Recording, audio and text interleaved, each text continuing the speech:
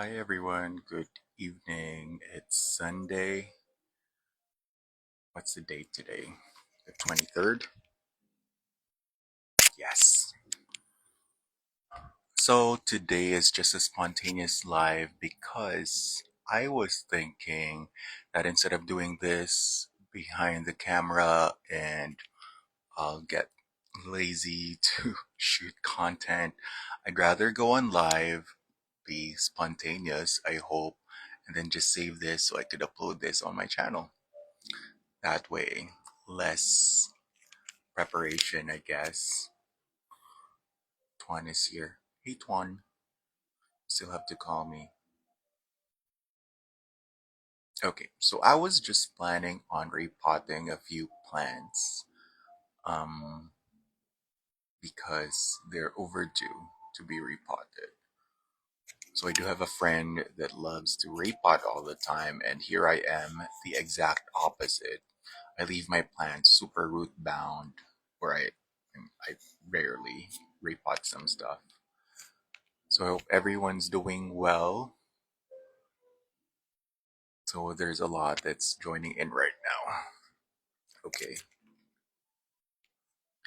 Hey Pau, I could see your comment here, but not on the other one. So I wonder how that's happening.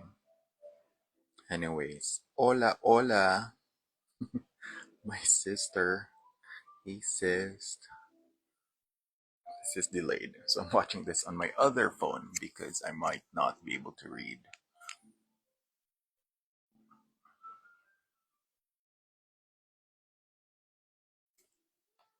Okay, anyways, I think I better start because I have a lot to do. So let me know if you guys have issues hearing me. I hope this is good enough.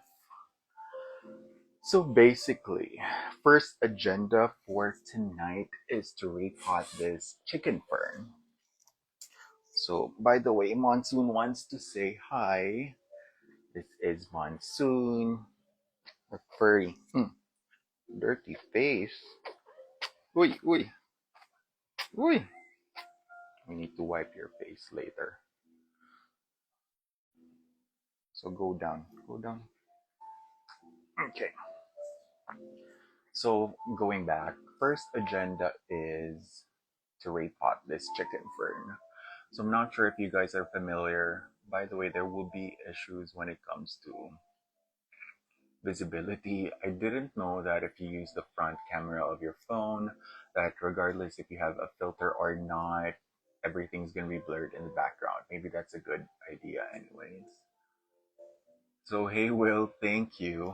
Yeah, Monsoon is crazy. Anyways, I also have another one. She's eating her wet food for dinner right now, so she can't be bothered. So yes, going back to our main agenda tonight, I was hoping that I would be able to repot this chicken fern now that it's about to put out a new frond.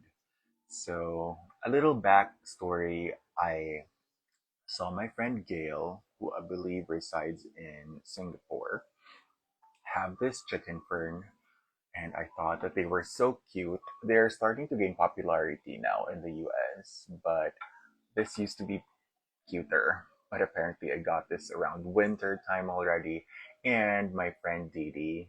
Didi is a plant seller, but also an enabler more than that. So she got this on a local show. I believe it was in Florida, if not in Texas. So she enabled me. I paid for this. She shipped this and she delivered this when she got back in California. So I was a little scared that this would not wake up or like it wouldn't make it because I tried importing one. I believe that was early 2023. But that didn't make it. I put it in soil immediately, but I learned from my friend Gail that these ferns, the chicken fern per se, even love consistent watering. So I kept it in moss and consistently watered this until it Yes, I agree, Will. They are so impressive once they put out all these crazy fronds. They're just impressive. I cannot find a better adjective, honestly. So I thought that it would be timely for me to repot it in one of the self-watering planters that Didi supplies, by the way. This live is not sponsored by Didi, but she just enables me too much. So I thought these are my favorite self-watering planters because they're transparent. They have all these like little gaps on the netting, so it provides a lot of aeration, and it has a wicking system. So since I discovered the wicking system in 2020, I haven't looked back. So a lot of these plants in the background are in self-watering planters. Can you guys hear me okay? I don't know if plants in the background are in self-watering planters. You guys hear me okay? Okay, I think the audio is good enough. Anyway, so I think I'm just gonna repot this in a self-watering planter because my friend Gail has hers in one of these. Well, not this one exactly, but in a self-watering planter. So I thought it'll just make this plant happier. So Monsoon wants to climb up because she's so used to me putting her on my lap, but we're not gonna do that because we're gonna get messy. So, I mean, going back, this when I got this plant, so it's still in a moss ball. So I'm just gonna slowly remove the moss. I could reuse this when I hope Will doesn't hear this, but I could reuse this when I mount platyceriums because this is some good type of moss that they use anyways. And I will be putting this in a media wherein it's kind of airy but does not retain a lot of water. So now that I'm peeling this, I'm noticing that it is kind of weird. I don't see any new established roots, but I guess the consistent moisture woke this fern up, honestly. And I kind of like that. So we're just gonna remove all these sphagnum moss away. I'm just gonna check the integrity of the roots. Well, it doesn't really look, I can't tell if it sprouted a new root or not, but here's what it looks like without the sphagnum moss. And now it makes me think if this thing is not enough to, I think it will be enough. If I just put it like this with the use of minimal. So let me put minimal substrate at the bottom. So I think I'm gonna do a little bit of lechuza pon at the bottom.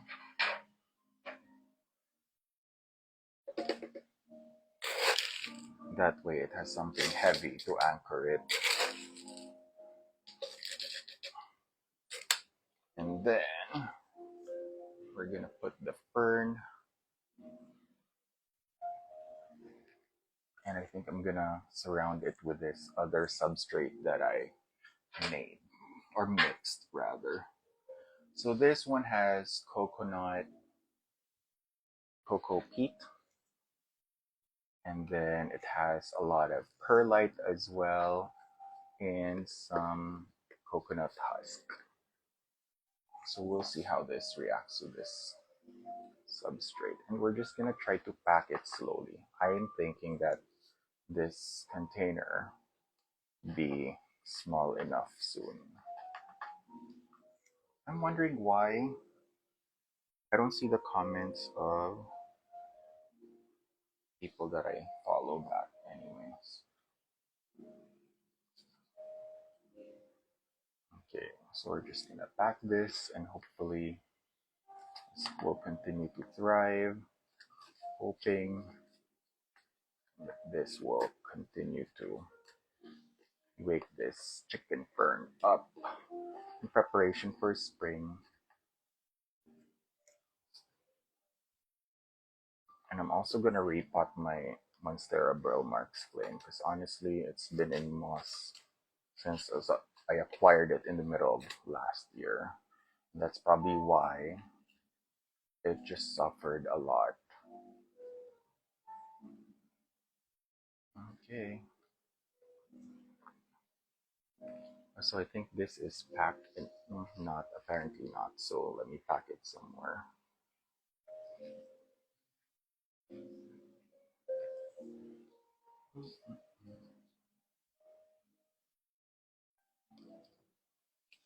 Ooh, actually, these things are not done. Supposed to be done indoors, honestly. Your burl marks thing is this. I agree. I bought a juvenile one in 2023. Waited the entire year. Has not put out a single fenestration. I bought a middle, I mean a matured one, kind of in the middle of the year. I was hopeful that it will just continue to put out matured leaves, but it hasn't. Instead, it dropped the most recent leaf and it went back to all juvenile ones. So I'll show you what happened to mine. So honestly, I guess I'm not the only one who's not lucky about BMFs. And if you have burl marks flame monstera, sound off in the comments as well if you haven't been lucky. So I think that's done for today. So here's what we have. Okay, at the bottom we did lechuza upon the black one because it has to be fancy, and then this cocoa coir perlite, what do you call that? Rice hulls, rice husk. This combination as well. So we'll see how this one likes it after. I'm gonna end up watering that later on, and then now we have all these sphagnum moss left for mounting, hopefully. Okay. Speaking of Burl Marks Flame, let's tackle this next. So, I mean, it's still a matured cutting, but look at what it has been giving me. It's all juvenile, back to square one, and I'm not thrilled, honestly. I mean, it's rooted now, well rooted actually, and I think I'm just gonna repot it into a larger self-watering planter from DD. So same principle with this. I think I'm just gonna put out some lechuza pon at the bottom to make sure to make this a little bit heavy that way.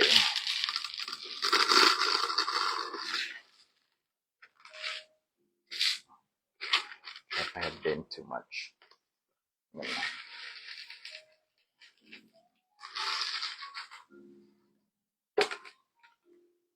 Just like this. Yeah, okay. Yeah, I know, Will. So going back, I don't know, I might just give up on this thing. Or save some money and buy me a good established one. So it has been rooting in sphagnum moss, and I think these are large perlite chunks. And even the root is coming out. So it is happy, but not happy enough to continue with the matured leaves. So we're just gonna slightly tug this off away from the thing. So we're gonna peel off the plant and the sphagnum moss. Are you guys liking that jazzy background music? I have that playing all day, every day in this room. So when the cats nap, they have a little background music. When I'm not home, when I'm working, they at least have some white noise to keep them company. So it has really good roots actually. But I don't know, maybe the moss is also the culprit why there's a lot of gnats flying around this entire winter.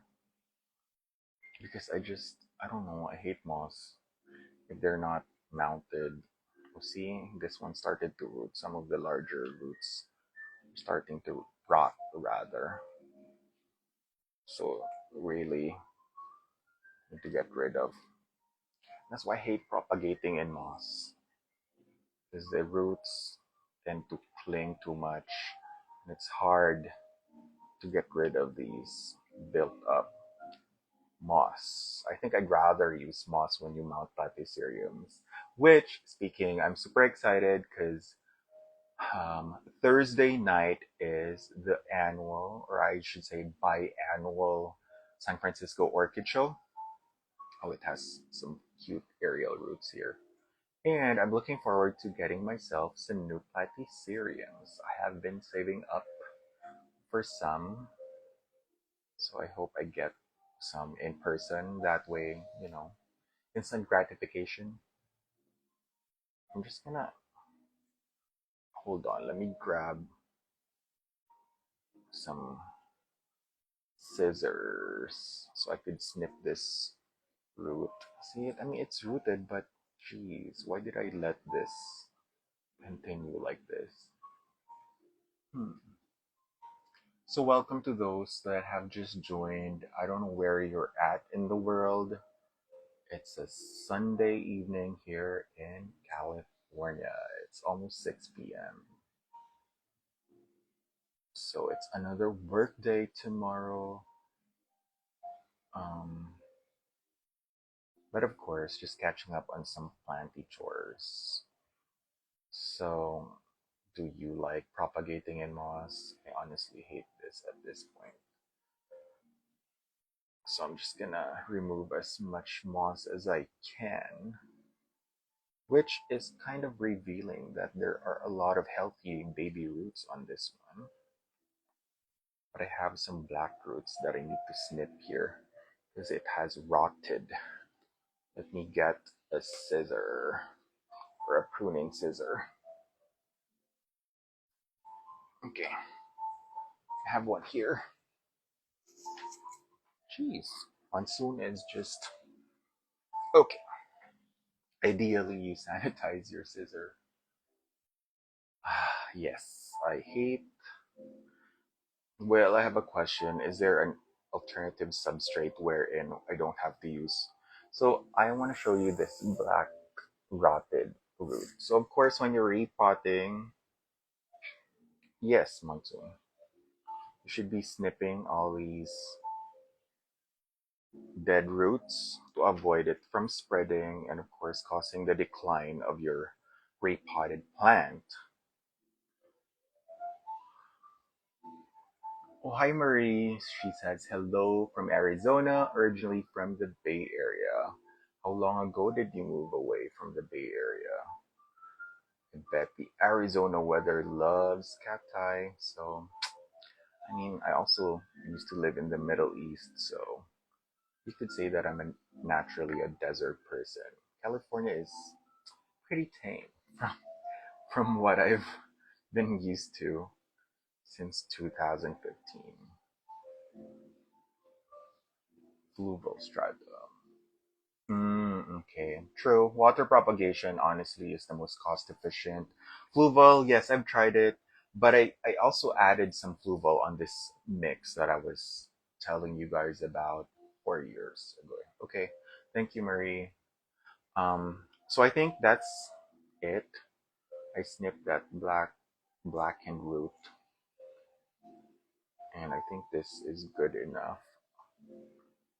This is as much as I could. Okay, what do you guys think? Is this good enough, or I should go remove some more? I'm just not gonna.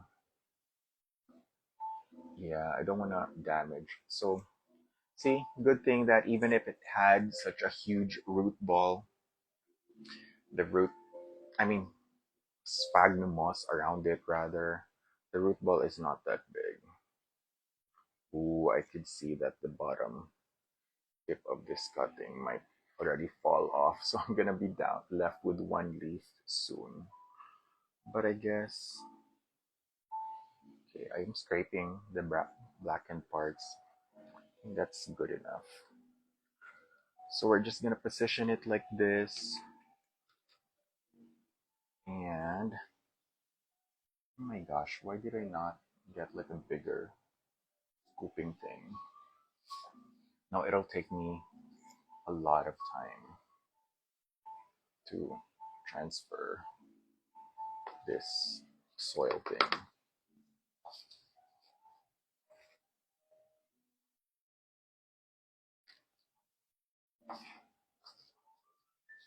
I wonder if this is still considered inorganic. Are the rice husks considered inorganic? I have to look that up again. I really hate organic substrate. I'm not a fan of soil. These things just grow in it, including non-planty stuff. So non-plants rather. Music is hello. I'll see you on Thursday. Yeah, let the music speak. The vibey music instead of just my annoying voice.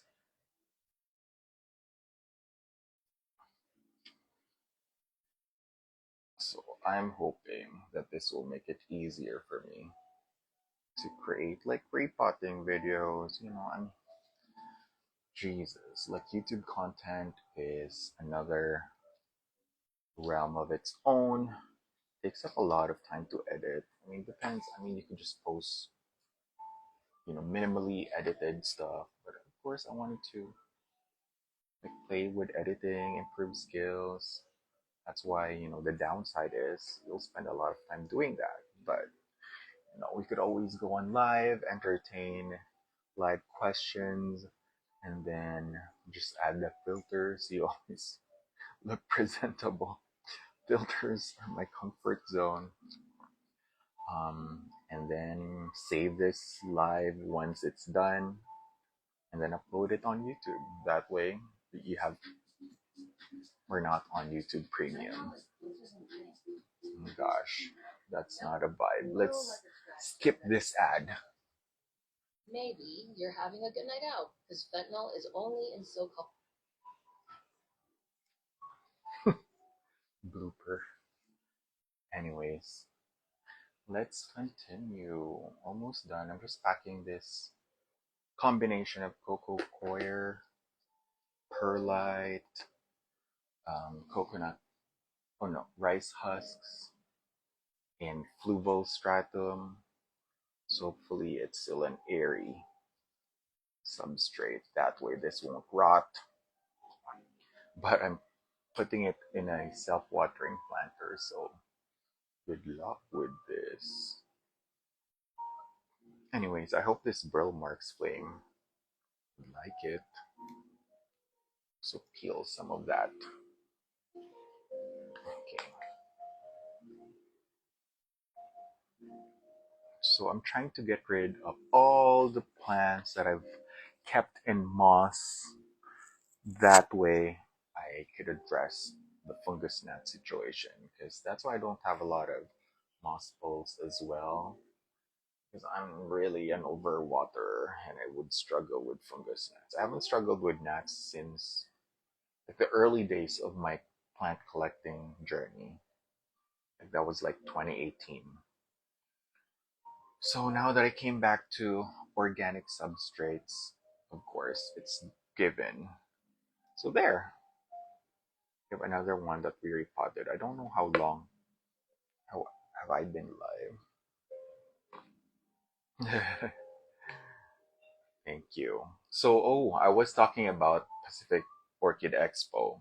So I was saying that I was so excited to add new platyceriums in my collection. I messaged a few of the vendors already, making sure that they are in the gala night on Thursday, and they will. So I'm looking forward to that. I'm gonna meet up with my friend Kat. We're going together, and it would be a fun time. Okay, so that's the second plant. What else can we do during this live? Oh, speaking of platyceriums and the Pacific Orchid Expo, I think let me make sure. I was so thrilled to find this at the thrift store. When was that? The other day. Because I could already imagine that I would keep a You know what? You could use this same transparent planter so that it still remains aesthetic.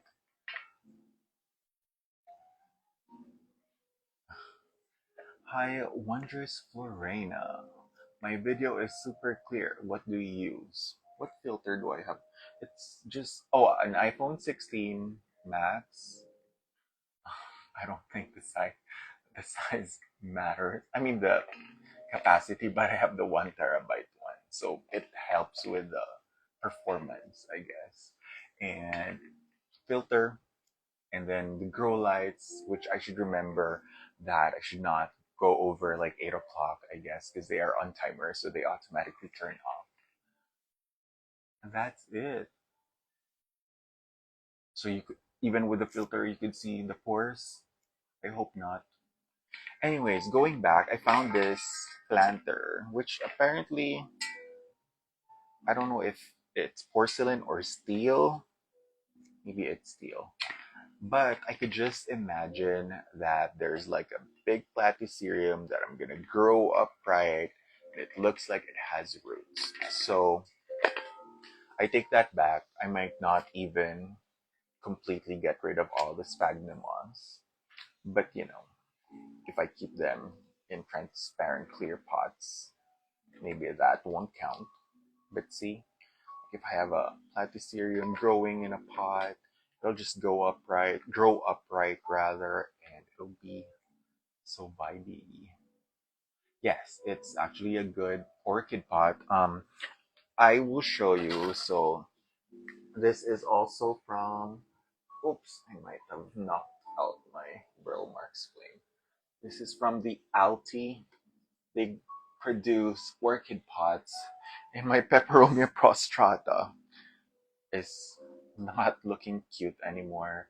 But I was hoping that I could get rid of the prostrata and maybe, well, I bought an Platycerium elephantotis, which I was hoping that was matured enough, for the fronds to trail over here and then grow a crown and be upright, but it got damaged during shipping and it doesn't look cute anymore. It got frozen actually.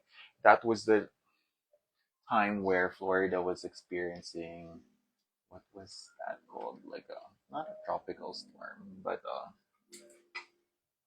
Arctic something. The frozens.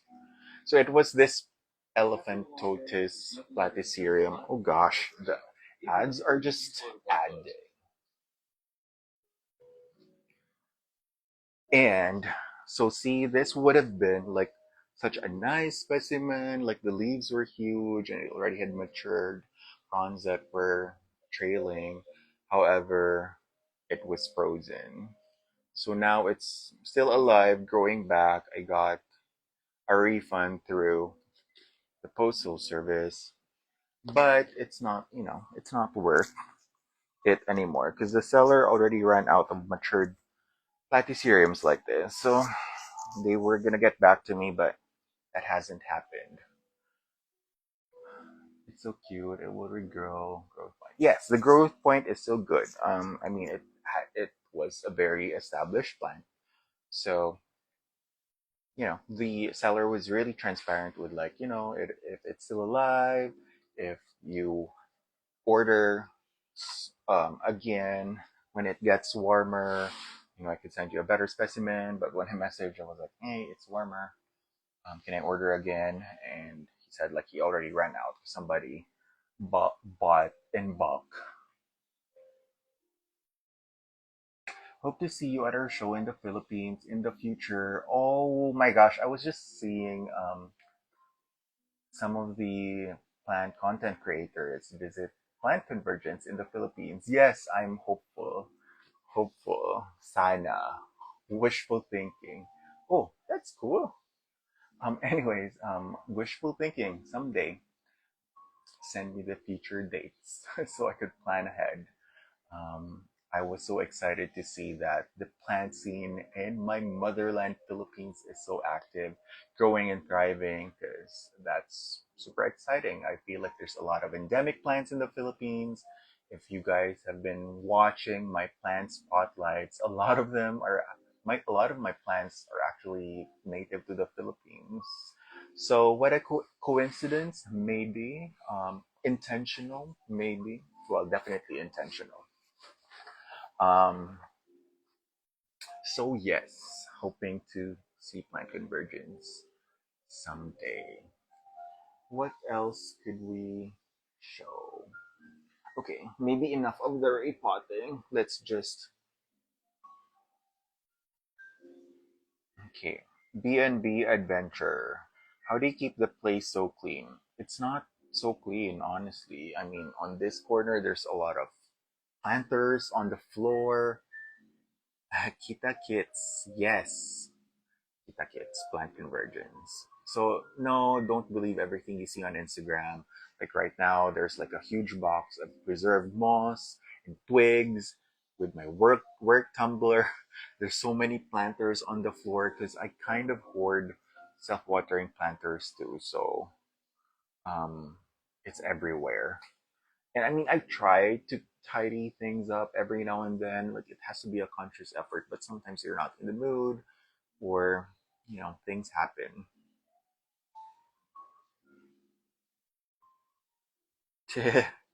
Wondrous Florina, sorry, I just saw this message. Amazingly clear. Really? Okay. I'm watching my live on an iPhone. This is an iPhone 10, I think. That's the 16. Um, it seems fine. I mean, I don't notice the difference, honestly, but it might be just my contacts. Time for an upgrade. Okay, you feel better because you're constantly. I know. I just feel like I clean, but never to a point wherein it's to that like pristine level. So maybe just rotate, like clean this today, or at least like tuck them in a corner wherein it's not so cluttered. Because apparently having a lot of plants, it just creates this like cluttered, messy look. No matter how much you try to be on top of the chores, I find that it helps, like, maybe going with a theme when it comes to your pots. I try to go for like the lighter white pots that are ceramic or plastic because it's practical for my self-watering planters. And then, like, when I go to the thrift store, I like to thrift white pots or just like little white containers that have to be super decently priced because, you're buying from the thrift store. Why is it expensive? And then, like these ones from Naked Planter, are like one of my favorites because they look super clean and then they allow the healthy roots to grow. So, but yeah, I mean, even if you have like 100 plants, but if they are of different pot colors, I mean, it's not, I know it's not logical to automatically change your aesthetic, but make a conscious effort wherein if you go by a certain color palette, be it like the look or be it the function, if you do self-watering planters, then it has to be like plastic or at least glazed ceramic, so you could use that. And yes, Will said here that the white pots make the plants pop. I agree. I occasionally like, some beige pots as well. I like the quirky, fun pots, but I think a lot of my planters, if not collected purposely through the years, I've thrifted majority of them. So, I mean, I purchased like plastic ones from Amazon in the past, but now what I do is if they're on like a plastic netting thing that's inside the planter, I just thrift a ceramic one or like a glass one so that I'll replace the plastic part. And I think like it'll look more organized and clean that way. Another thing is like I feel that it looks less cluttered if you try to kind of like group them in a way wherein like the trailing ones are kind of outside left to trail and the more upright ones you move them in the back. I try to be on top of like moving plants around that way. You make room for more or like you make space for their growth potential per se. um But yeah, like to me, a lot of the factor that I consider is like aesthetic. Like, oh, is this clean in the eyes? Like, even if I have 100 platyceriums in this corner, but if they're all like white or like light wood versus the green, and then just aligned, I mean, in straight lines, I feel like that really helps.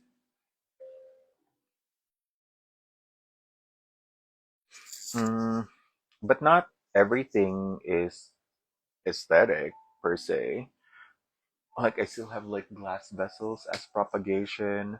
There are plants that are not doing well, but I do have like nicer ones. This one is from my friend Nicole, or well traveled wares. I couldn't get myself to directly plant on her pot. I told her that um, you know, make me a pot without the drainage hole because I'd like it to be like a cash pot. That way, I can just keep on changing the plant that's inside. Hello Jungle Room asks, do you have plants scattered throughout your house as well? I only here in this dedicated plant room and the living room. No plants in the other bathrooms, no plants in the bedroom, nor in the kitchen because it's too far from like the main source of light. So no. Um, Nicole is one of my favorite ceramicists ever. She is coming back soon to make some work for the US. That's good news because if you guys don't follow Nicole, you should, because it's not just plant content. It's all about, being a ceramicist, an artist, a pursuer of dreams. She recently moved to Portugal, so I like looking at her content. I, just to be out of the plant loop sometimes. See how people pursue their passion and make their dreams happen. I feel like I like to be inspired that way. Plus, she's also a fun person, honestly. Like, her content is very genuine and transparent. Um, thank you. Okay. And what else can we talk about? Okay, recently I've always been into terrariums, but recently I, I have been trying to organize my terrariums that I feel like add so much clutter to my space. Um, like the thing with terrariums is if you don't have them arranged in a particular way where it looks like neat or nice, like displayed like in a museum, I just have them like stacked over each other in a corner, which is not cute. And the vessels could use some good wiping. But recently, let me show you. So recently, I have been like doing like made up setups. So I mentioned that I like to thrift stuff a lot, which means I I collect a lot of thrifted stuff. But sometimes you could assemble them into something nicer. For example, this was like a thrifted handmade, you could say bowl, and then this is a thrifted cloche, and then I ordered some, like, what do you call these, resurrection ferns from Etsy. Actually, my friend Didi has some as well. um and then when I went to the store that has a bullseye icon, they had these as, let me show you the uninterrupted design. Hold on, let me just put this down. I think I'm putting this down in a surface. Thank you, Hello Jungle Room. I like to think they are cute, but sometimes they're just hoarding, really. So these are $3 made for retail.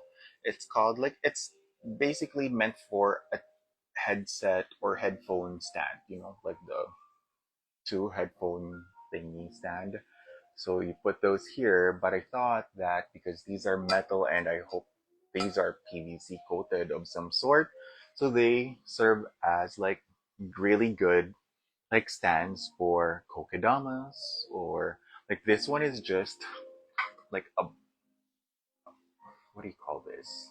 Like a tree trunk with the resurrection fern growing. So I just wired it together to make sure that it is not gonna fall off. And then I stuck it in this little thing.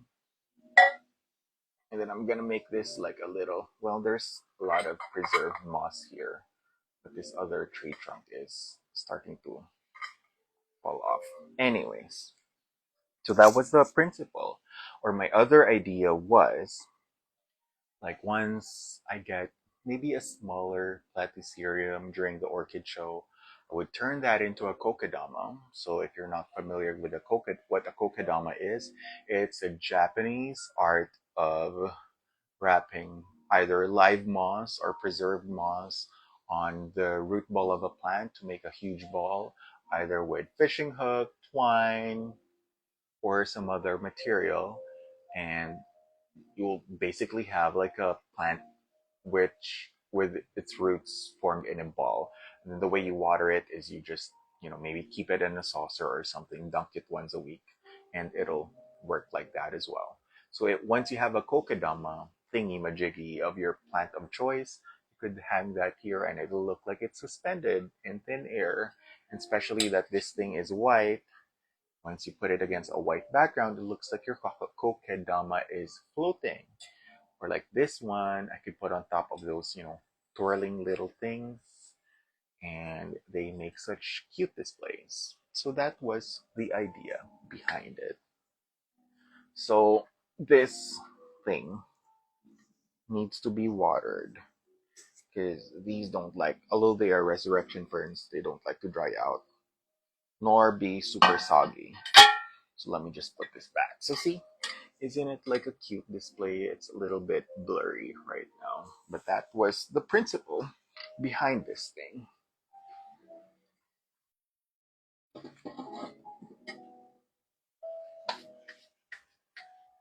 Speaking of kokedama, I will show you this platycerium that I am really contemplating on turning into a kokedama. So this is a platycerium monkey king, which I got from my friend Kath. Her plant page is Kath Lethea.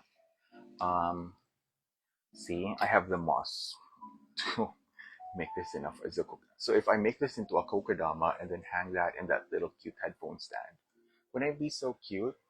So this one is such a beautiful platycerium. I'm obsessed and I'm glad that it hasn't died on me yet. So it has a new fertile frond and a shield frond. So yeah, for now it goes into this planter, which is also made by another ceramic artist. Oh, look at my cat. She's trying to climb. Up, up, up, up. Yes. Okay. Another ceramic artist. Her name's Katie, and her Instagram page is k2.clay, I believe. Oh, I'm sorry. She sneezed. Have you thought of what you're gonna put in that new waterfall thing you got? I don't know what's it called. Oh, it's called Jaws Jungle. Actually, it's behind me. If I could just move this thing without knocking my cat off. Uh, no, it's behind this chair. So it's from Josh. If you don't know Josh, his Instagram page is Jaws, like Jaws Jungle. Um, I already thought of putting one of the Solanum Ecuador that I got from Didi there. It looks so good. The leaves are so beautiful, and it looks like it's lightning bolts, just like a Makoti's Petola. Um, Also, I don't know, like I'm tempted to put a platycerium on it as well because I was hoping I could put it in this corner where I have like my platycerium wall. So much potential, honestly. I was thinking like maybe a platycerium, put a fern because it is kind of like a waterfall. self-watering thing. So the limit is the limit doesn't exist according to Katie Lindsay Lohan. So Will says, "Oh, this one is it huge already, Will? I don't know. I thought it was, I mean, decently sized for sure. And I got it for such a good deal, friend discount, because Kat enables me with platyceriums.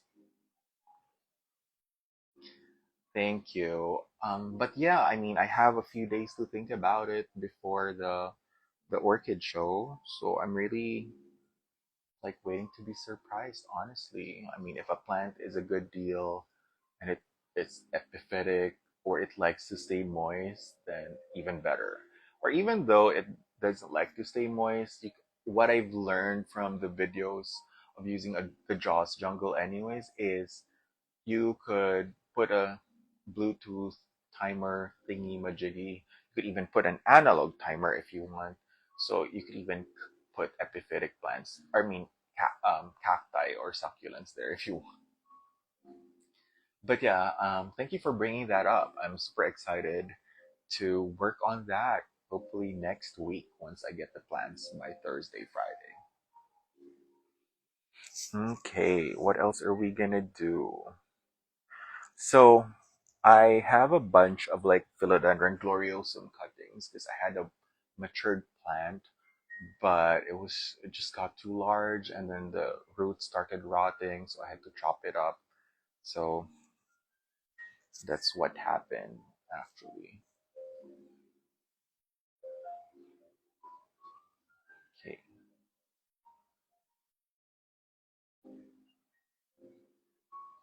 Oh, I didn't know badges were still a thing.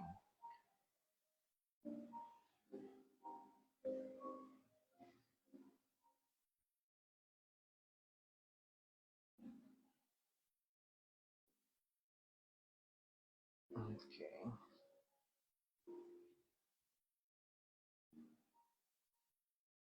I recently showed my Hoya australis Lisa on one of my plant spotlights, and I was just surprised that a lot of people still appreciate this plant because I think we were over it. But you'll never know. They always could surprise you. But yeah, I mean, I can't wait for this one to bloom. Let me show. Ouch! Monsoon is really scratching my thighs. So let's move this thing here.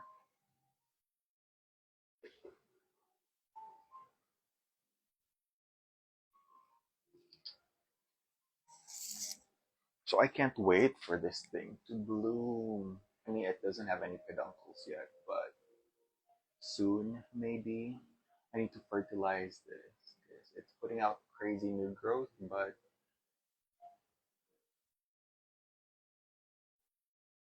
yes, such a classic. I agree. Like such a classic. Like I totally overlooked it because Lisa during 2019, 2020, it had its, premium time per se, but I guess people just don't realize the potential of Lisas when you like give them TLC, so they grow super fast once they're established. And I love it. I can't wait for mine to bloom. I'm manifesting that it'll bloom this year. And let me put this back because I don't want it to adjust to the harsh humidity. Yes, the leaves are like watercolor paintings for sure.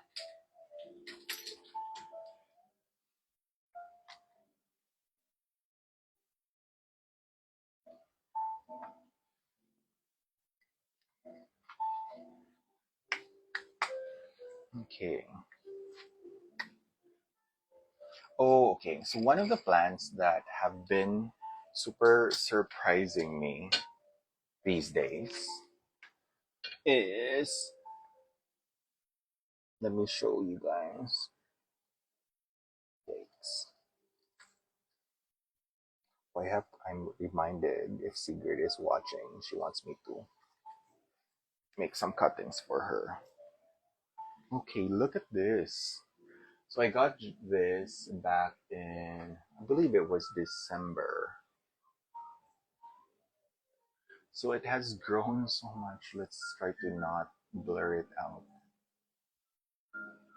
So I don't know if you guys have the Falopia multiflora, but it's such a fast grower. I don't know why they still sell for like close to 200 bucks these days because they grow fast. I'm just gonna make some cutting for Siggy. You know what? I might cut this off right now. This one's not. This one's not very. Yeah, this is such a fun plant. Actually, I made some fertilizer. I think it's starting to burn because I have it on at the bottom of the what do you call that, heat mat. So don't mind me putting fertilizer water. Oh my god, I overwatered this. Hold on. Let me pour some of this fertilizer water out. Oh, gosh. I don't want to drown this plant.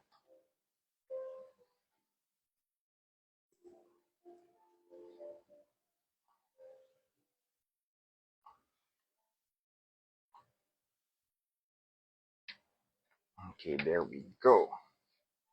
So see, I'm just gonna water it up until this level. Murky water. Yes, that's true. And I like that it is like trailing more than a syngonium. So yeah, I mean, what I remember when I did the plant spotlight on this one, it has traditional Chinese herb medicinal property. So I don't, oh, it, and it's supposed to, well, it is believed rather that it turns your gray hair back to dark hair if you have dark hairs. Excuse me. So that's pretty cool. Just look at my cat watching everybody. What's one?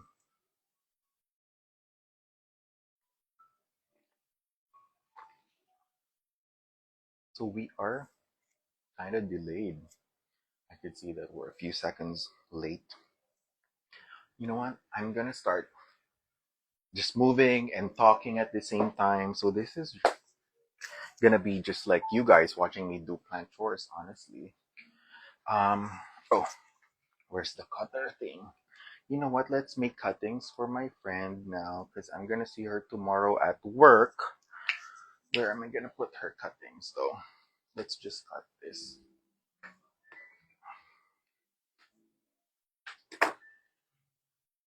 Let me move you guys here. That way. Oof, super close. I hope that the clearness that Wondrous Florina was saying earlier wasn't so true. Jeez. This filter, I love this filter. It has no filter. All it does is really like make you slim, make your nose a little bit thin, get rid of your eye bags. So if you're looking for like a natural looking one, although just make my lips look thicker, but they're thick already, so not a lot of things to adjust on anyways. So I moved that a little bit so that I could show you. So we're gonna cut. Oh, this one's kind of like drop this. So no, this is not skincare. It's just filter plus makeup, a layer of foundation, liquid, and then powder. So let's cut this for my friend Sigrid here. Oh, it's so fleshy. Ta-da! So I don't know. Well, we'll root this in this cocoa coir thing. And maybe I should cut this already because, okay, I need your guys' opinion. If your variegated plant started putting out non-variegated leaves like this strand, do you think I should just cut this out? That way it won't continue. Because clearly it doesn't look like it becomes variegated. Maybe I should just cut this up and then give this to Sigrid too. That way she has like a more stable plant if the variegated one doesn't really propagate well. Because I have another strand that I'm gonna cut for my ate pearl. So you know what? I'll just that way. I don't know. Like, would she even want this? Yeah, you would cut it back for sure. True. Like, yeah, maybe I should just cut this back because this strand, everything that came out of it, but it looks veiny and pink though. Look, I hate this blurring thing. There. See, should I cut this off so that everything becomes variegated or marbled like the rest? Maybe I should do a poll. Who's this? Someone's trying to. Oh, Sandra. Okay, let's do.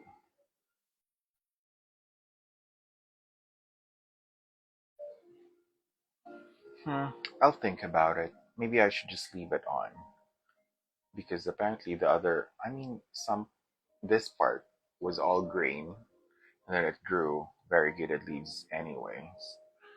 The other ones, we'll see. Maybe to the closest variegated one. That is true. Like this one became solid green. This was solid green, but the one that came out of it became variegated again. So it is kind of like very unpredictable. I don't know. Let's put that cutting so that it'll what do you call that?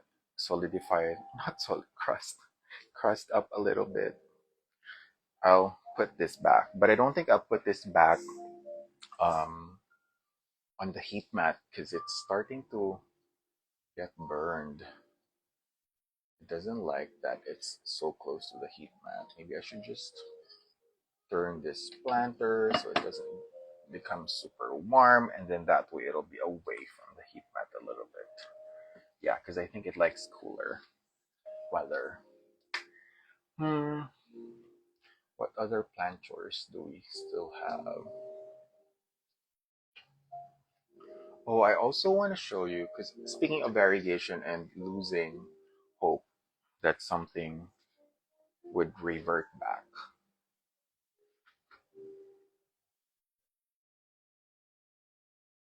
So this is a Campharia ultra variegated Campharia pink.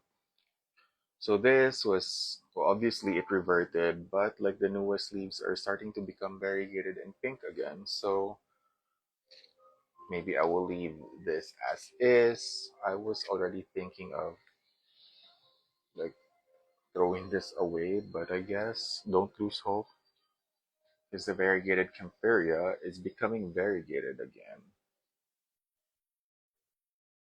And let's refill the reservoir.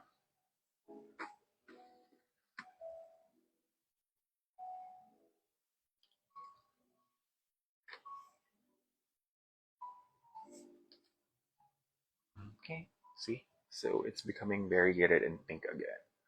So when it gets larger during spring, I don't know what else to do, honestly.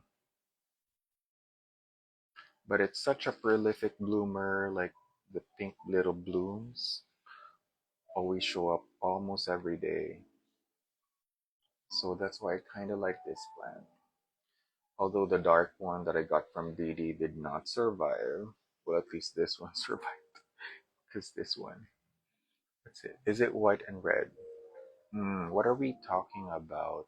Um, Hello, Jungle Room. Oh, this one. It's supposed to be like super, like deep purple leaf with some pinkish striking variegation.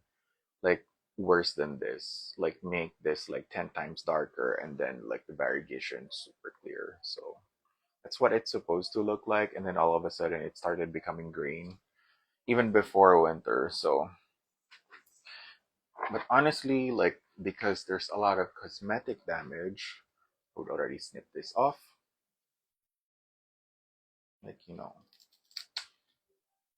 see, like that leaf became super ugly.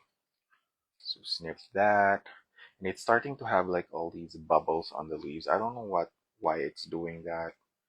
I don't know if it's just like, I don't think no, these are not pests, but it's like, um what's the term?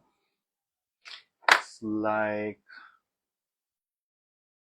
extracellular bubbles. When fluid shifts from intracellular to extracellular, it will have like little cysts or stuff. That is what I think is happening. So we're gonna put it back here in the IKEA cabinet.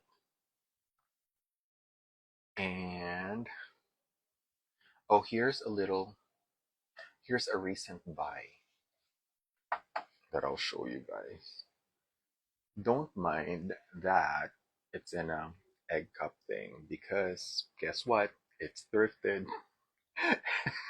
And I thought that it would look super cute with little. Anyway, recent buy is this variegated Matilde.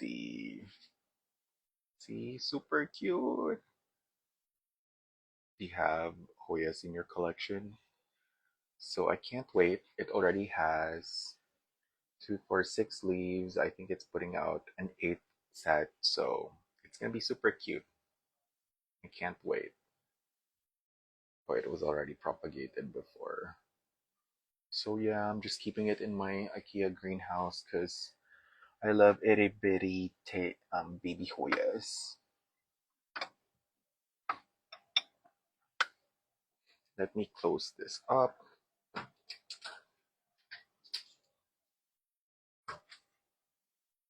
Okay, and then what I'm gonna do is I'm gonna put these planters back. I'm gonna put the burrow marks flame here. I don't know if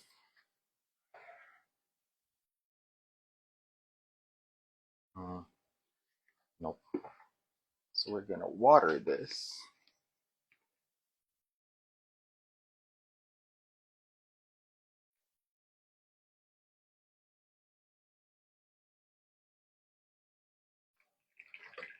There. What genus do you think you have the most of? I think I have a lot of Hoyas. Probably a third of my collection are Hoyas. Cause I have platyceriums, but they're less than 1, 2, 3, 4, 5, 6, 7, 8, 9, 10, 11. I think I only have 11 types left now. One died. Yeah. So I think I only have 11 platyceriums. And then I still have some philodendrons, but not a lot anymore. And then I have anthuriums over here. This one's my silver blush. Um, we have some monsteras. We have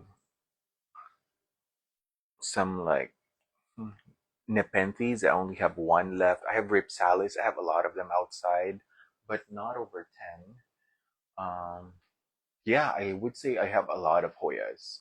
And I just realized that, Hoyas are space friendly per se because you could keep them cute even though when they're small, unlike other specimens wherein you can only appreciate them when they're like more than 2 leaves. Kitty Solo asks, "Is that a burl mark?" Yes, this is a burl marks flame. And what do you call like a juvenile one? So it has reverted back to its juvenile stage. So, but yes, it is a burl marks. It was one of my wish list plants for a while until I mean, I thought I invested really well on a baby juvenile version, but it hasn't matured really. So I got this larger one last year, but it kind of cursed me back with smaller leaves after it has, gone through that thing. And then Yeah, basically I have a lot of Hoyas. And the second genus that I have the most of right now is probably anthuriums.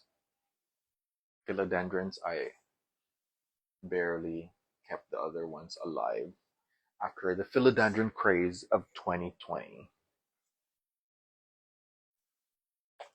Yeah, but yeah, I also like epiphytes and ferns so much that I have a few, but they're way smaller and manageable. And then we also have this, yeah, platycerium. So for this year, I am consciously collecting platyceriums, but only, maybe ones that I could keep alive. I still don't have the real estate to like take care of really fancy ones that sell for over $1,000. I cannot fathom myself taking care of those things when I'm still just trying to master keeping the ones I already have alive. So not gonna be into that thing. Then we're gonna water this chicken fern.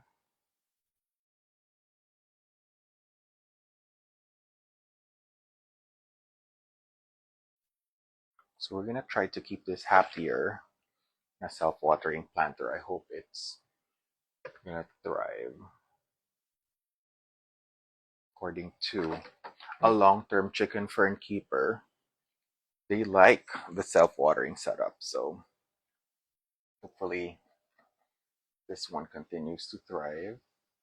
And I was gonna show you, let me just move some things right now. That way I don't stumble on things, here while we're doing this live.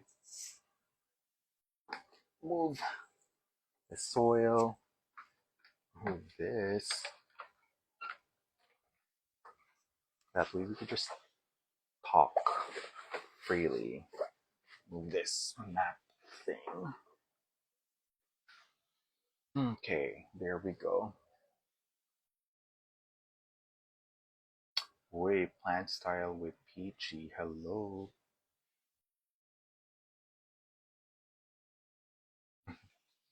So yeah, I was. Let me move you once more. Can we move you a little? She is upset that she is not in the middle of the limelight anymore. So I want to show you this Jaws jungle. It doesn't have anything planted on this yet, but I just got this, and hi Peachy. Um, so this is the water reservoir. It's like a waterfall system, so it's not that clear because of my filter, but it's like a felt thingy where you can grow plants. This is a plant strap. You can strap it in place. It is plugged and it'll continue to cycle the.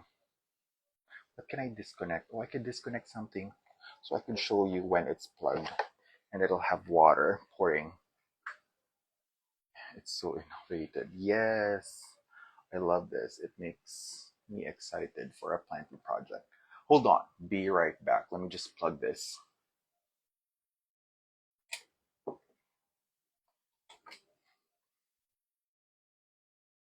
I don't know if you guys could see, but see, it's starting to waterfall. I mean, what's the right term? ESL, guys.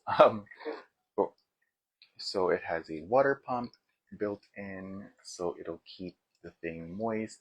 So I could just imagine putting plants here. I'm still thinking what type of plants to put in this thing, but basically the possibilities are endless. Now I'm thinking maybe I should put a platycerium and then have the water run once a day to keep it moist, or maybe some ophiglossum, which is the ribbon fern. Like, I don't know, it's gonna be super cool. What would you plant in this if you have one? You could, by the way, get one at jawsjungle.com. Do you think you'll fill it with pond? I don't think so. So this black thing is already a substrate on its own. Similar Similar technology to living walls that are built in corporate buildings or some plant shops. I know have living walls wherein they have like a water dripping system. So that's the same principle here, but on a smaller scale, you could totally have this at home. Yes, the pings look super cool on this one. I mean, when I say he, I'm referring to Josh. He recently put out a video where he built like a pingdom with, I think those are called lava rocks, built in the thing. Super cool. So I'm thinking like maybe I want either some wood one that looks really cool here, but wood deteriorates. So I don't know, or maybe a wood that's made actually of plastic, just so you get the vibe. I don't know yet. Although I might like the idea that I could change it every few months or something. Hopefully not. I'm the goal really is for the plant, whatever plant or plants I put in this one. The goal is for it to thrive. So I would not. Cedar wood would hold up well. Yes, but I do want like a branch looking thing to make it look like a true waterfall, or maybe like some wood thing. Okay, hold on. You have some branches here. Don't ask why I have branches at my disposal because I told you I'm hoarding everything that's nature related. So this came off from a wreath of mine. Like, just like the idea of having some woody thing that this one would soon drip. And then I could build like a little landscape or even maybe some combo it with some air plants. Yes, peachy, like driftwood, but maybe something that would hold up well. Because if the water thing, let me turn this off. I'm just gonna get wet here.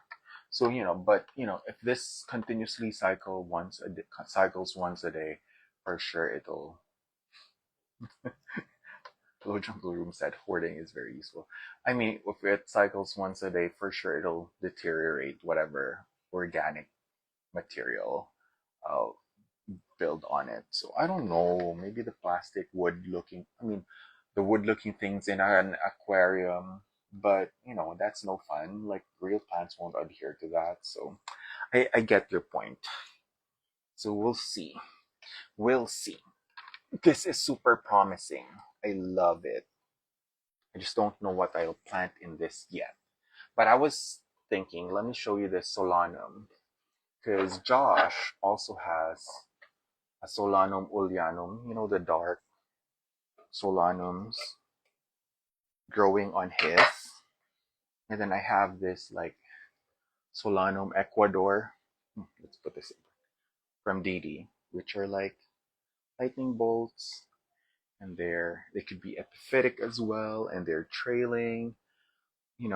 Just the potential of this, like cascading under that, or maybe I could make cuttings. That way it is more compact. Um, oh yeah, this one's grow fast. I know. So maybe I could even make smaller cuttings, and in less than a year, it'll cover the entire thing. But I do like the look of the leaves on this one. Mm-hmm. Solanum sp Ecuador. Super cute. So like terrarium plants would thrive well. Or maybe, hold on. I do have some miniature orchids. Okay, so I don't have them just out of convenience. I have gotten them in previous orchid shows. Oh, thank God we talked about this today because this one needs a good watering. Okay, so see, don't mind this little thing it had. So maybe I could put miniature orchids there instead. Like attach woody, barky things and then remove the miniature orchids and attach those and then wait for all the miniature orchids to flower. Or put an Erangis, one that would trail, I mean, which has cascading flowers. Gosh, the leaves came off on this one because it had no circulation. I think it's time to put this back on my bio orb. Anyways, like yeah, miniature orchids like this. That would look cool, right? Peachy says, if I'm going to the Orchid Expo, yes, I'm actually going during the gala night, which is Thursday night, and I think I'm 60% sure that I'm also going on a Saturday. So, are you going? Am I gonna see you there?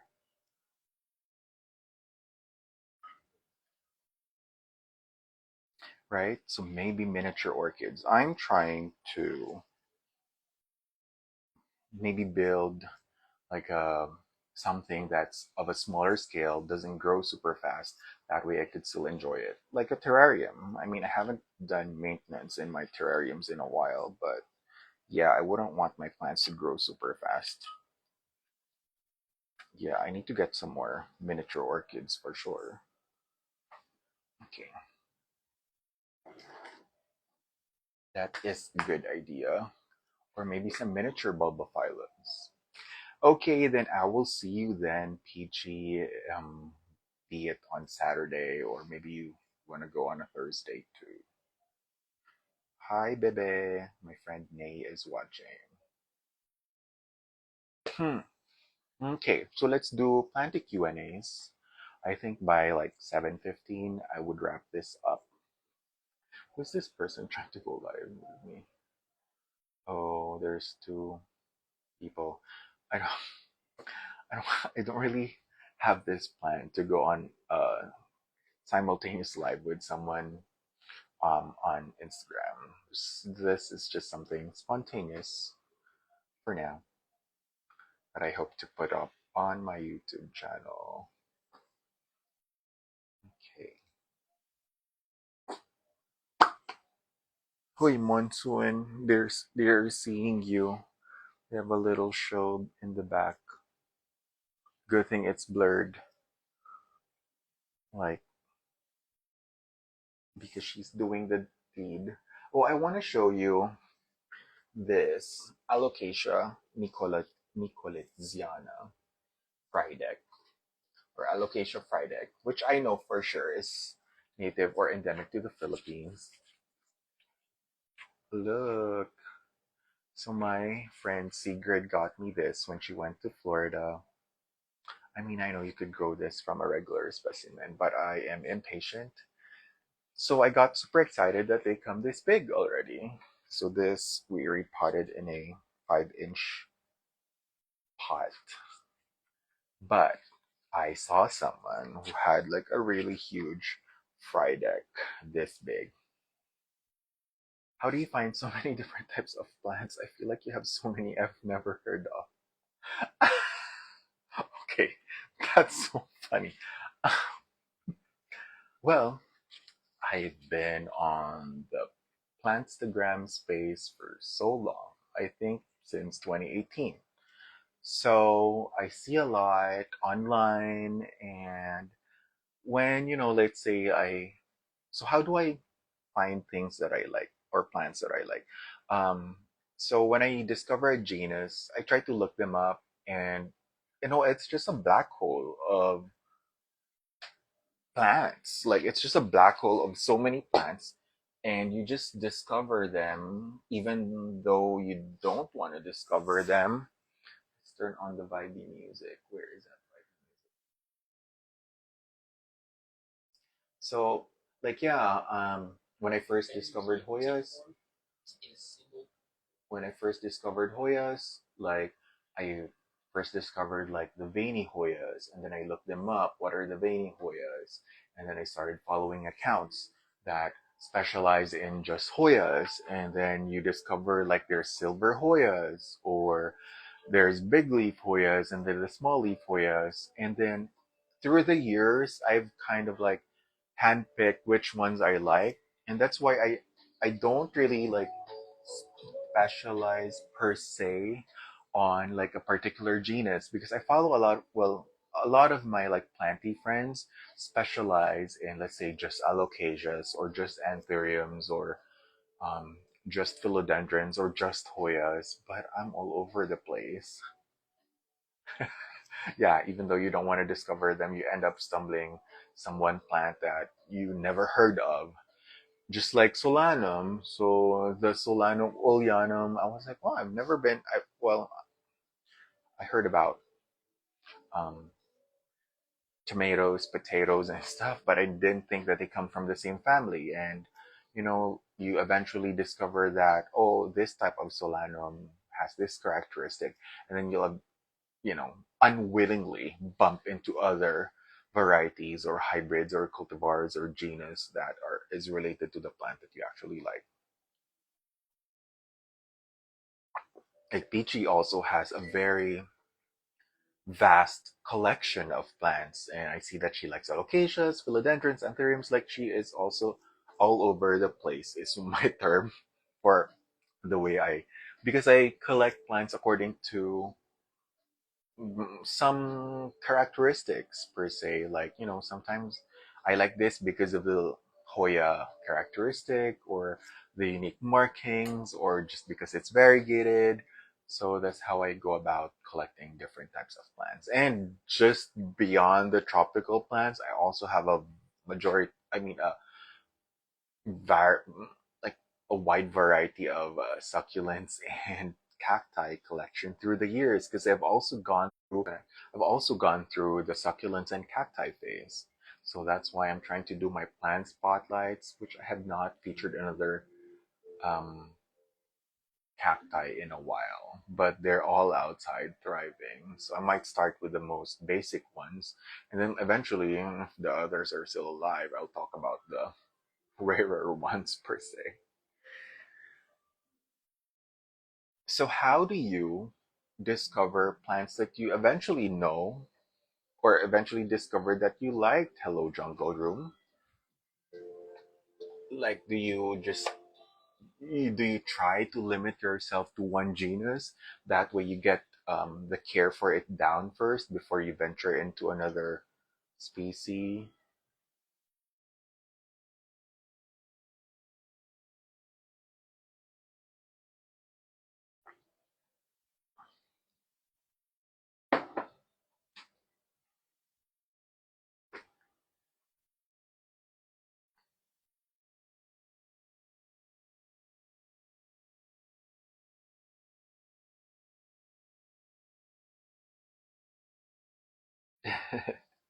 Yes, you're all over the place. Okay, so yes, see, like, for example, someone posts a really nice plant, it would make me curious. I would start researching it, looking it up.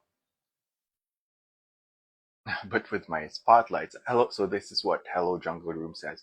But with my plant spotlights, she's always WTF. Is that, you know, um, yeah, so that's why I don't know if you caught the first one, but when I thought of it this year, like I thought that, I acquire so many plants through the years and I only post some of my favorites. So I made sure that my favorites, I already featured them earlier in the plant spotlight series because you would notice that I have a lot of footage of them, like even when they were babies in 2019, and I still have like progress pics at least once a year.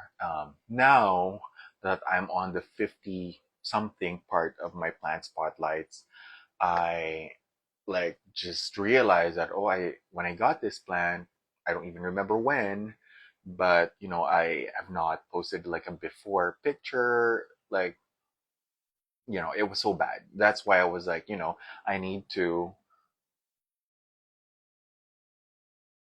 Oh, Peachy says, my collection grew since following you. Me? I'm not the enabler.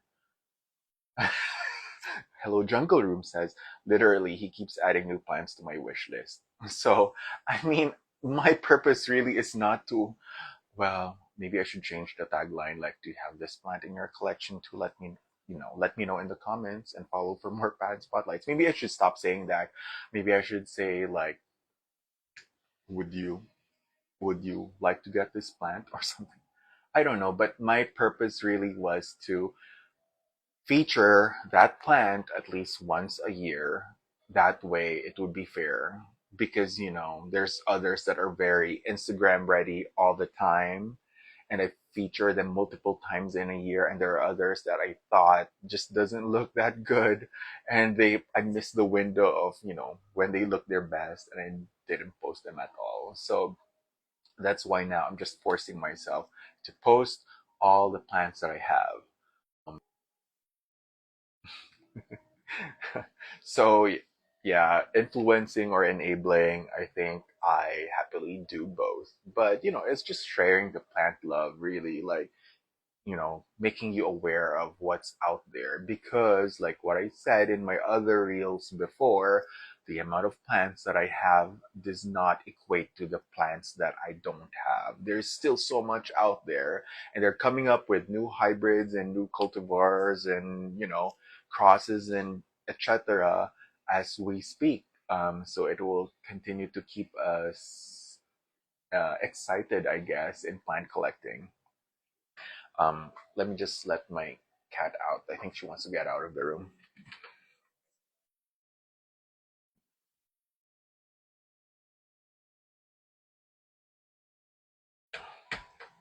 Okay, so am I big on the variegated anthurium trend? Um, no, because they are expensive. I feel like they are beautiful. So here's what I noticed when it comes to plant trends through the years. Back in 2018, it was all about, hey, this is a new genus that you didn't know about, or this is a new plant that you didn't know about. After a while, people, would collect them all, like Pokemons, and then collectors and even breeders started, producing more hybrids, and that's when we had like the cross of this and that, and we have a new plant because you know after a while they would make up all these combinations, and then after the combinations were done, they started making variegated versions of everything. Like in 2018, we didn't know that there was a variegated tetrasperma. This is just something fresh to my memory because I pre-recorded my plant spotlights for this next week. So let's talk about the variegated tetrasperma. So in 2018, I was just like, oh my god, the mini monstera! I need to get hold of a mini monstera. Ordered one from NSE. Ordered one from the independent growers and nurseries. And as soon as I got it, I was like, oh, cute. And then the big box stores had them. We found them at our local grocery stores. Grew into a bush, a tree, got, I don't know, mites or something, and then chopped it down. And then basically, I still have like a sad little stump from my original plant. And then they started making variegated versions of everything. So, the variegated Monstera was popular already back in 2018. And she's called Becky. Um, Becky was a prize from a giveaway of a three-leaf, very juvenile, barely variegated, but came from good parents or good genetics, so it became very variegated. Up to 8 feet tall, chopped her down. Becky didn't like that, so she's now in multiple pots, smaller pots in our home. Anyways, now they made variegated versions of everything, and then variegated versions of the hybrids too. So I feel like they continue to do this to excite us, which is good. However, with the variegated anthuriums, I mean, I liked anthuriums. Back then, I only know about crystallinum, clarinervium, the dependent ones. And then when they started like creating hybrids, I lost track and I don't know how to tell the difference. That's why with my anthuriums, I try not to get rid of the tags. I thought it's not aesthetic, but I'd rather have like a tag on the thing because I can't tell anymore. At a certain point, you forget the plant's identification. So I really think velvety anthuriums are beautiful. Variegated velvety anthuriums are beautiful.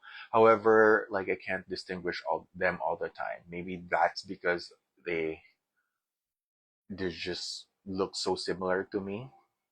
But maybe like I'm having to rethink that when they started hybridizing philodendrons, because I think philodendrons have a much more unique feature or in them, wherein when they started crossbreeding them, I could still tell like a tortum Florida beauty. So a tortum is not variegated, but when they braid that with a Florida Beauty, it would make them variegated and then let more um, fenestrated rather. So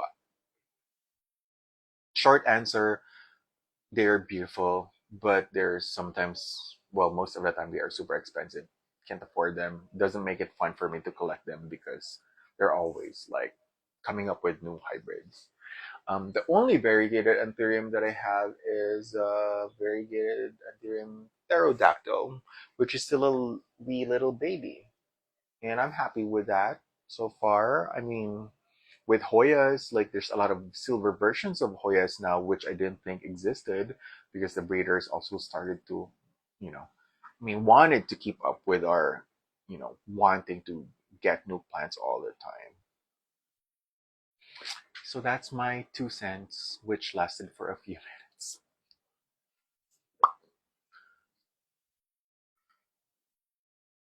What do you guys think about the hybrids? Hybrids of everything and then variegated versions of these hybrids. Are you able to keep up? Or for me, I'm okay with like admiring them from afar. I don't necessarily have to have them. Like 3 years ago, my mindset was, you know what? I want to grow my plants into like basic plants. When you give them TLC or the attention, they could grow into something amazing. And that's what I tried to do. And I think like I've been successful. Although, I mean, like, who would think that a variegated carry could turn into a tower? I have it here. It's just heavy.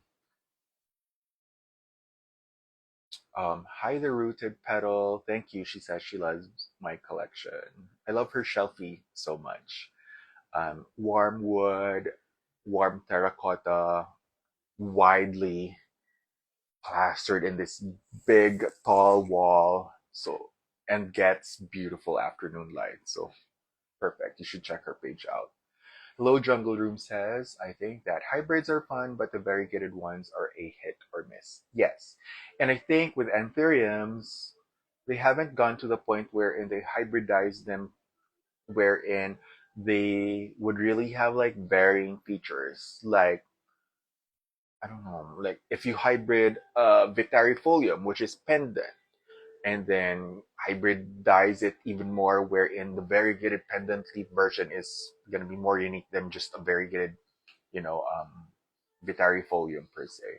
I don't know, something needs to be done so that the cross of it being variegated and the features would make it even more unique because apparently like a lot of them look just the same variegated heart shape.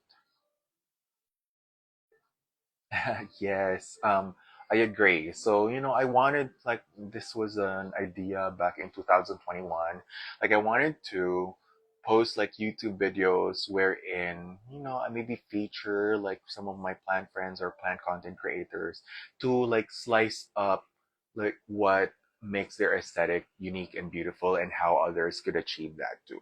It takes a lot. Like I didn't know like YouTubing takes up a lot of your time and the editing. Maybe I should just hire an editor, but I like to edit it myself because, the filters. So, yeah, I think like a lot of bringing nature from the outside indoors, I think it could be um, attacked in so many point of views. You could bring it by volume, like what majority of us do. You could attack it by just aesthetic, like add a big tree in the middle of your living room and that's good enough. It does bring the homey vibes in. So yeah, I think it's interesting. I haven't seen any content that, dices it up like that, but yeah, maybe I should just do that. If you're watching this live up until now, comment if that's something that you would want to see. Like, should we do modern contemporary planty jungle aesthetics? What needs to be done to achieve that? If you're renting or if you're a homeowner and the sky is the limit. Ooh, I would love that. I mean, in some alternate universe, I have access to contractors, to architects and engineers, and well, that's why I mean it is quite controversial, but others Others don't like it when I post like AI generated stuff, but to me it is quite cost cutting way of like showing people what you've envisioned without necessarily buying the materials or like spending a lot of resources to make it happen, just to show them the visuals. Rooted Petal says, do you have any fun plant related trips planned this year? Nothing long term, honestly. I'm just going day by day. I'm like, for now, I'm excited about next week. We have an Orchid Expo here in the Bay Area, and that's about it. I've always wanted to, let's say, go to the Santa Barbara Orchid Show, which is always around March. I spoke to, who was that? I think one of our new hires in my job that they went to that Orchid Expo and it was such a nice experience. So maybe I should. And then I always wanted to go to the September IAS International Aroid Show in Florida. That's still something that I would like to attend sometime. Since I learned about it in 2018, I always wanted to go. International ones, I really wanted to go back to Thailand and go and check out the Thailand Plant Expo. I think they do one quarterly. So that's an event, like just being there. I think that would be cool. Um, of course, Plant Convergence, which is the organizer for our Plant Expo in the Philippines, was here earlier in the live, and they hopefully, it would happen sometime. Um, yeah, right. So I mean, and even just like smaller regional shows, I would love to attend just to see what's out there. Um, I worked in the exhibitions industry for a few years and I actually have a background in events organizing. So I would love to see how events are put up, because I know the back end process of that. So I would love to participate as a visitor this time. Although, it's always a dream to put up like the largest plant expo in the world wherein there's international exhibitors, there's ton of visitors and then the vendors are there and then the content creators are there and then the makers that are making plant related items and big corporations that focus on their plant line, stuff like that. It's such a dream for that thing to happen. Yes, TPIE. I've heard about that too. So, there's just so I'm glad that we have a plethora of planty exhibitions and events here in the US. Just haven't had the time. Hopefully things change for me at least in the coming years and I would make a more conscious effort to make that happen.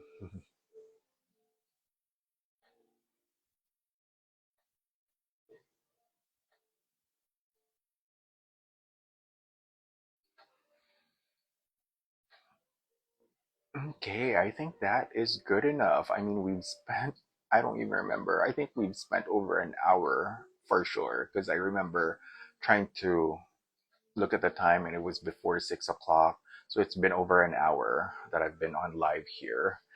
And I think that wraps up our spontaneous Instagram live doing some repotting. At least I got that accomplished. And that's good for now. I hope you guys enjoyed. I'll be saving this video and I'll be uploading this as well on YouTube. Thank you for tuning in. I appreciate Jungle Room. Thanks for interacting during today's live. And Rooted Petal as well. Thanks for your questions. And Will as well earlier. Have a good night and let's get ready for another week tomorrow. Bye.